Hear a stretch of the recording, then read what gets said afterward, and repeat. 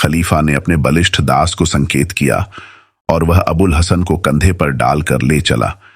खलीफा भी बाद में निकला और उसने अब की बार द्वार बंद कर दिया। महल में पहुंचकर खलीफा ने दास से कहा कि इसे उसी कक्ष में ले जाकर लिटा दे जहां से उठाकर इसके घर ले गया था।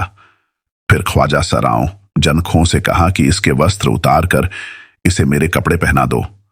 उन्होंने उसकी आज्ञा का पालन किया। खलीफा रात को एक कमरे में जाकर सो गया और सुबह होते ही अबुल हसन के कमरे के पास छुपकर बैठ गया कि उसका तमाशा देख सके। जब अबुल हसन पर से बेहोशी की दवा का असर हटा और उसकी नींद खुली तो वह फिर भौचक्का रह गया। उसने देखा कि वह न केवल अपना पुराना राजमहल वाला सपना देख रहा है, बल्कि वहां की हर चीज बिल्कुल वैसी ही रखी है जैसी उसने पहले देखी थी। यहां तक कि सोने का उगालदान भी वही रखा था। उसकी आंख खुलते ही वहां उपस्थित गायिकाओं ने सुर मिलाए और साजों पर गाना शुरू किया। विशेषतः नफीरी की आवाज पर तो अबुल हसन झूम उठा। उसने यह भी देखा कि उसके चारों ओर ख्वाजा सरा लोग खड़े हैं और उसके आदेश की प्रतीक्षा कर रहे हैं। उसने दालान पर हर तरफ नजर दौड़ाई और पहचान गया कि पिछली बार भी सपने में यही दालान देखी थी। फिर खलीफा के इशारे पर गाना बंद हुआ, क्यों कि वह अबुल हसन की बातें सुनना और उसकी हरकतें देखना चाहता था।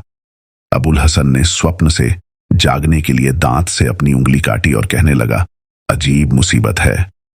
मैं वही सपना फिर देख रहा हूं जो मैंने पिछली बार देखा था और जिसके कारण मुझ पर हवालात में इतनी मार पड़ी।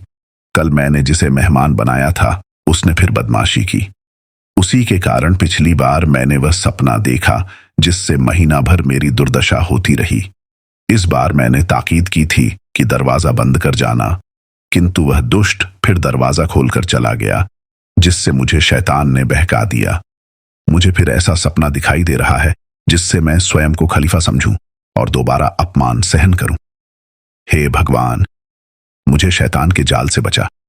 यह कहकर उसने आंखें बंद कर लीं और बहुत देर तक लेटा रहा ताकि सपना समाप्त हो जाए। किंतु जब आंखें खोली तो सभी वस्तुएं यथावत देखीं। उसने फिर आंखें बंद कर लीं और भगवान से प्रार्थना करने लगा कि मुझे शैतान की माया से बचा। वह शायद इसी तरह पड़ा रहता, किंतु खलीफा के इशारे से उसे दास दासियों ने चैन न लेने दिया। आरा में जान नाम की एक सुंदर दासी, जिसे पहले भी अबुल हसन ने बहुत पसंद किया था, उसके निकट आकर बैठ गई और बोली, ऐ सारी दुनिया के मालिक, दासी का अपराध क्षमा हो। मेरी प्रार्थना है कि आप निद्रा त्याग करें। यह समय सोने के लिए नहीं है, सूरज निकल आया है। अबुल हसन ने डांट कर कहा, भाग जा शैतान यहां से।